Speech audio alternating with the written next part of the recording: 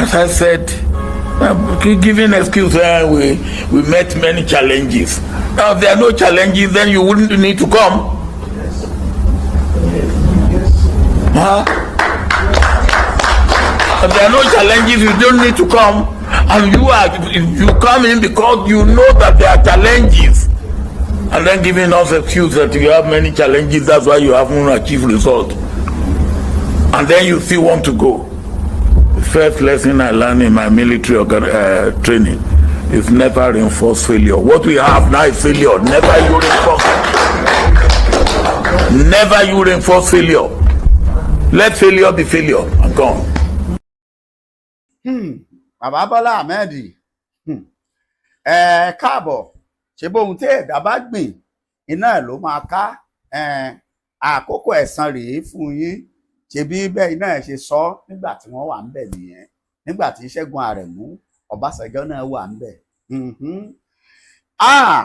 Ẹ wá gbọ́ titun ọmọ Yorùbá àní tó bá ti tó àsìkò àtiṣu ó di dandan kí fùrọ̀ ó là gẹ́gẹ́ bí ọ̀rọ̀ ẹ̀yin àgbààgbà tí gbọ́ nǹkan kan lórí ọ̀rọ̀ àwọn àgbààgbà ilẹ̀ Yorùbá kínkínní leléyìí tẹ́ ẹ gbọ́ látẹnu Àrẹ̀mú Olúṣẹ́gun Ọbásanjọ́ yìí ẹ wá gbọ́ titun ẹ sì gbọ́ dáadáa àmọ́ ẹ jẹ́ ń yàbàrà ẹ jẹ́ ń kọ́kọ́ mú yín lọ síbi ìròyìn gangan tó jẹ́ ojúlówó tẹ́ ẹ fẹ́ gbọ́ tó sì yẹ kẹ́ ẹ gbọ́ ìyẹn ni bí àwọn ọmọ Fúlàní àwọn ọ̀dọ́ tí wọ́n ti yarí pátápátá báyìí wọ́n ti gbé ìwé àpilẹ̀kọ wọ́n sì ti kọ ránṣẹ́ sí àjọ àgbáyé pétò níbi tí ọ̀rọ̀ gbédédó yìí wọ́n sì sọ kọ sí ECOWAS wọ́n kọ sí àti gbogbo ibi tó yẹ kí wọ́n fìwé ránṣẹ́ sí wípé ibi tọ́rọ̀ bá dé yìí kò sí àní-àní mọ́ kò sí ngbàtí àwọn ò fẹ́ gbọ́ àwọn ò sì fẹ́ gbà kórílẹ̀-èdè Yorùbá orílẹ̀-èdè Nàìjíríà kò di pínpín kí Bọ́lá Ahmed Tinubu kọ ránṣẹ́ sí Pòfẹ́sọ̀ Adébánjí Akíntóyè pé bó bá ń bọ̀ kó wá jókòó kó jẹ́ apín lọ́gbọgba kí wọ́n ránṣẹ́ sí Abdul Tanko táwọn àríwá kó jókòó Kánú lẹ́ẹ̀pẹ̀ ní o àbí ta lẹ fẹ́ pè lórí ọ̀rọ̀ Ìgbò kí gbogbo wọn wá jókòó ẹ jẹ́ ń sáré gbé yín débẹ̀ bá a bá ti wá kúrò lórí ọ̀rọ̀ tiwọn kẹ́ ẹ wá wo bí àwọn ọ̀dọ́ Yorùbá náà bí wọ́n ṣe fárígá tó ọmọ Yorùbá mo ní wèrè sún bí wèrè bá ti tó ẹ bá ti wèrè títí tó bá kàn gèrè á yí padà ewúrẹ́ ilé ẹni bóyá lẹ mọ̀ pé a máa bú ni jẹ ewúrẹ́ tó bá lùúlù tó lé débì kan tí ò lè lọ mọ́ á yíjú padà ìgbà yẹn lọ mọ̀ pé ewúrẹ́ léyìn tí fi bù yẹn jẹ. Northern youth writes Tinubu UN orders warn against anarchy. Northern youth writes Tinubu UN orders against anarchy and insecurity, demand for division. Demand for separation. Òun rèé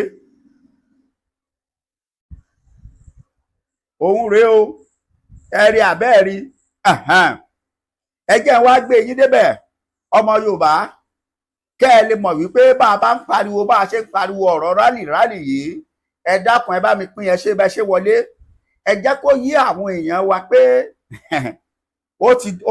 ó ti dòun pátápátá báyìí àní ìbẹ̀rù mọ́ amidst of ongoing insecurity and power tussle the northern youth of Nigeria leadership of Northern Youth Assembly Majalasa Matansa Arewa has written an open letter to President Bola Ahmed Tinubu urging him to to aware of some people in to be careful, and warn him against the anarchy and demand for separation. In their letters dated May 2025 and signed by the group president, Dr. Ali, and the Secretary General, Dr. Garba, and a copy was sent to United Nations Office, Abuja, and European Union Embassy, the Economic Community of West Africa States, Bribery High Commission, among others. Ṣé ń gbọ́ ìwé àpilẹ̀kọ tí àwọn ọ̀dọ́ kọ wípé tó ààrẹ Bọ́lá Ahmed Tinubu, ìyẹn àwọn ọ̀dọ́ òkè ọya lọ́hùn-ún, àwọn ará wa, àwọn Fúlàní, àwọn Haúsá, wípé níbi tí ọ̀rọ̀ yìí gbé bá a dé yìí, kòrú ni ó ń dòòyè ká ni. Wọ́n ní látàrí pé kò sí ààbò, kò sí ìfọkàntán, bẹ́ẹ̀ kò sí ìfẹ́ mọ́ láàrin gbogbo ẹ̀yà tó ń bẹ ní orílẹ̀-èdè Nàìjíríà. Kí Tinubu kó ṣọ́ra kí wàhálà tó dé. Fúdìí èyí, àwọn ń béèrè pé kólúkúlùkù kó máa lọ lọ́tọ̀ọ̀tọ̀. Nínú lẹ́tà wọn tí wọ́n kọ, wọ́n tún kọ ránṣẹ́ sí àjọ àgbáyé pẹ̀lú. Wọ́n ṣàkọ lẹ́tà yìí sí European Union, ECOWAS, àti gbogbo àwọn tí ọ̀rọ̀ kàn lórí ọ̀rọ̀ orílẹ̀-èdè Nàìjíríà. Ẹ jẹ́ n kà á síwájú sí fún yín kí ó lè yé yín wípé ó ti dójú ẹ̀ báyìí. Ìran Yorùbá a níhun tá a fẹ́ bẹ̀rù mọ́. Tá a bá sọ pé Ọlọ́run ò tí ì gbàdúrà wa, à ń tanra wa ni. Tá a bá sọ pé ó tún kù níbì kan, gbogbo ẹ̀yin tó kù, tẹ́ ẹ bá kọ̀ tẹ́ ẹ lẹ́ẹ̀ní darapọ̀, ẹ máa ń ṣera yín ni. Kinní kan ló kùn wá kùn báyìí, ìṣọ̀kan, ká wà gẹ́gẹ́ bí òṣùṣù ọwọ̀, ká gbìyànjú àti dìde lákòókò tó yẹ á dìde. Lẹ́tà yìí ṣẹ̀ṣẹ̀ jáde fresh ni, ọwọ́ tiwa lọ́kọ́kọ́ dé sí.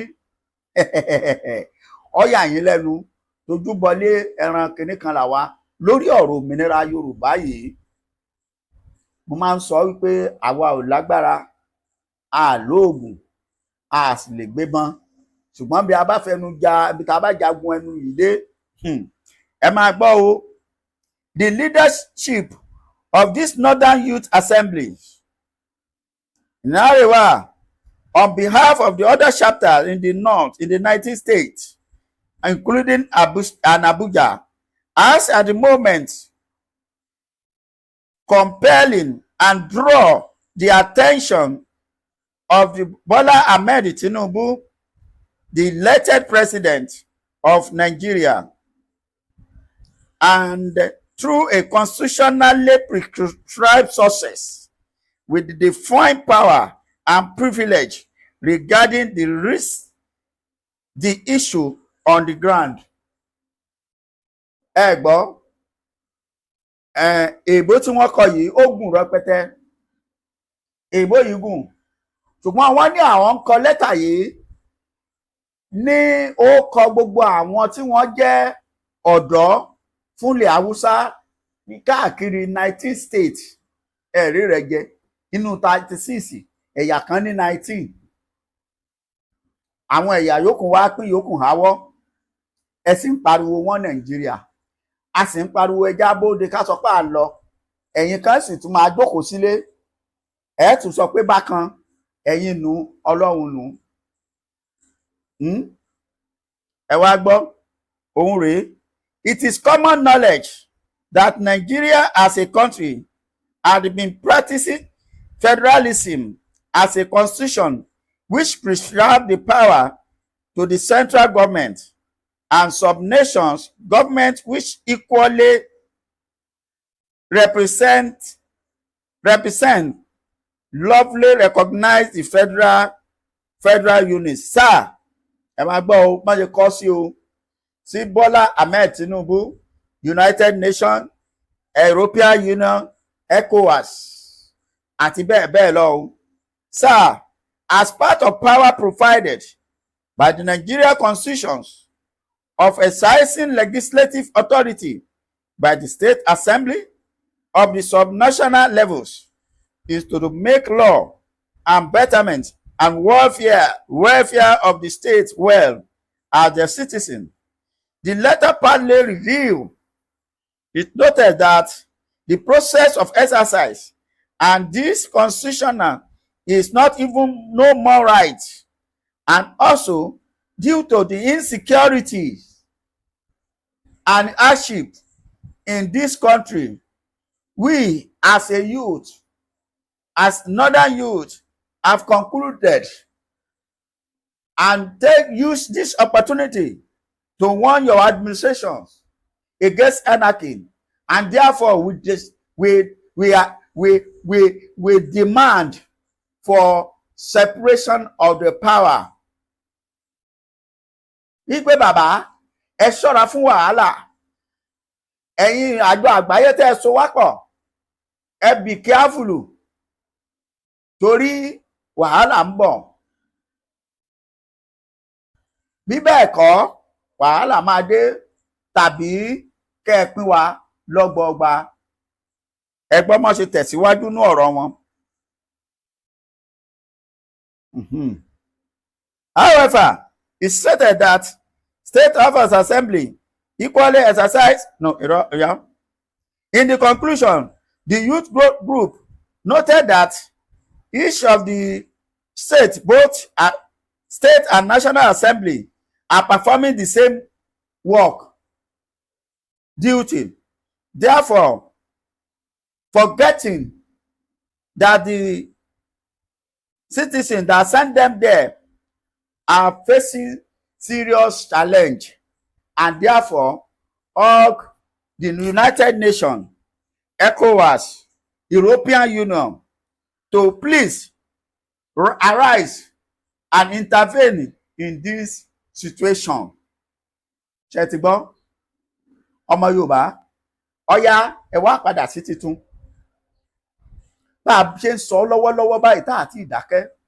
Ǹjẹ́ ẹ mọ̀ wípé bí mo ṣe ń bá yín sọ̀rọ̀ yìí, ẹ máa wò wọ́n, àwọn lẹ̀ ń rí lẹ́gbẹ̀ẹ́ mi yìí. Àgùnlọ́gọ̀ àwọn kinní yìí, àwọn ọmọ Karambani yìí, wọ́n ti ya wọ ìlú Èkó. Tírélà àwọn ẹlẹ́sẹ̀ àárín yìí, tírélà náà fi kó wọn wálé, náà fi kó wọn wọlé. Mo ṣe ń sọ pé ìsokúsó bí àgbè láróńdó fọkọ̀ kó wọn dé, láróńdó fọkọ̀ kó wọn dé o, ìsokúsó bí àgbè láróńdó fọkọ̀ kó wọn dé. Àwọn lẹ́rí yìí, àwọn ìsokúsó bí àgbè èèyàn. Ẹ rí ṣáwọn eléyìí béèyàn bá pàdé wọn lóru, ṣé kò ní sá? Ṣáwọn eléyìí kì í ṣe àwọn bandit tá à ń sọ gangan. Bébí wọ́n kó wọn wá Èkó kí wọ́n wá fi wọ́n di gẹrẹwu ń bẹ̀ nínú igbó bí tí Dangote lóhùn wà. Ṣé petrol àwọn lè fẹ́ máa gbẹ́ ni? Ẹni tí ò lè sọ English. Yorùbá ẹ jẹ́ á fura. Gbogbo ẹ̀yin alágbára ìlú Èkó, ó ń bọ̀, ó ti dé o. Tẹ́ ẹ bá rò pé ẹ lówó, ẹ ní security, dey play, ẹ sọ pé ó ti lọ. Ẹ wò ó díẹ̀ lẹ́tù, ẹ tí ì rí nǹkan kan, mo kó wá bí bàbá ìṣúwá ni.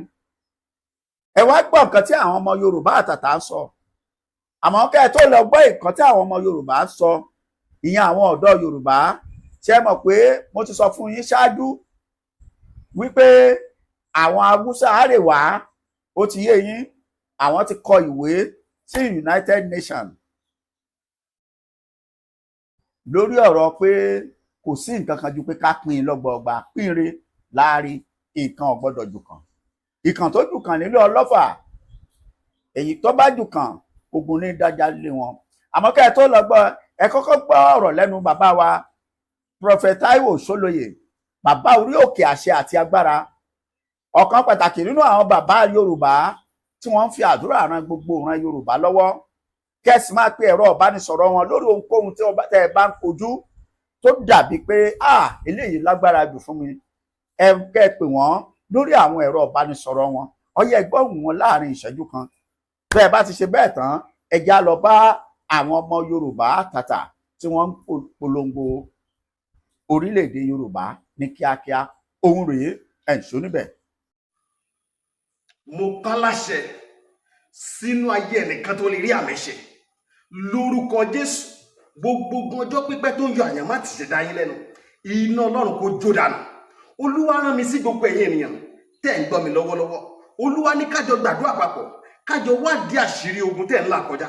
Ẹ gbọ́ mi sà, bóyá èyí tẹ́ ti gba àwẹ̀ ṣùgbọ́n síbẹ̀ tógun yẹn ò lọ, bóyá ẹ ti gbàdúrà ẹ ti lórí òkè síbẹ̀ ogun yẹn sì dúró kò lọ. Ẹ má gbàgbé sà, ó ti pẹ́ tí Hánà náà ti lọ sí Ṣílò, ṣùgbọ́n lọ́jọ́ kan sà, lọ́jọ́ kan mà, agbára Ọlọ́run bá Hánà pàdé, ó sì rí ọ̀nà àbáyọ, a fún Hánà ní ọmọ rere. Ìwọ náà bẹ́ o ṣe ń gbọ́ mi lórúkọ Bàbá tọmọ tẹ̀mí mímọ́, gbogbo ọ̀dájú ogun tó lóòní ń rí ọ̀nà lọ tó lóòní ní sinmi, iná Ọlọ́run máa rún wọn dànù. Ẹ jẹ́ àjọ gbàdúrà papọ̀, ẹ jẹ́ àjọ wá Olúwa, ojú Olúwa láti rí àṣírí ogun èyí tí ẹ̀ ń dojú kọ, ká dẹ̀ mú ọ̀nà àbáyọ láti gbàdúrà lórí ogun yẹn.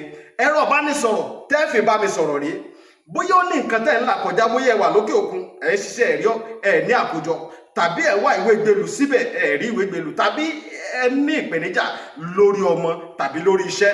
Ẹ̀rọ ìbánisọ̀rọ̀ tẹ́ máa fi pè mí rèé o, +234 70 25 47 54 27. Ẹ gbọ́ lẹ́ẹ̀kan sí +234 70 25 47 54 27. Ọ̀pọ̀lọpọ̀ ìyanu ló ń ṣẹlẹ̀ lórí òkè. Mo gbàdúrà pé bẹ́ẹ̀ náà ṣe ń pè mí lórúkọ Jésù fún àdúrà, ìyanu yín lórúkọ Jésù ó máa farahàn.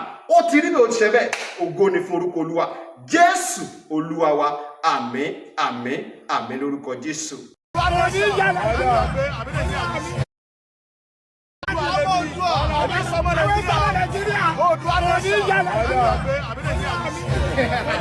Kí ló kà?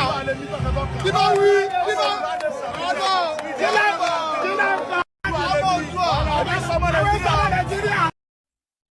ẹ káàbọ̀ padà. Ọ̀rọ̀ lẹ ti gbọ́ yìí ọmọ Yorùbá, àtọkùnrin wa àtobìnrin wa, ẹ dákun kí ló kù tá a máa dúró dè nígbàkigbà tí ìpè yìí bá dún? Kí ló fẹ́ máa dúró dè? Tó o fẹ́ sọ pé bàbá wa bàbá 90 Professor Adébánjí Akíntóyè àtàwọn tí wọ́n jọ ń ṣiṣẹ́, olóyè Sunday Adéyẹmọ Ìgbòho Òòṣà, pẹ̀lú gbogbo àwọn ọ̀dọ́ àtàgbà àtọkùnrin àtobìnrin wọn, ṣé ẹ fẹ́ sọ pé wọn ò tí ì ṣètò?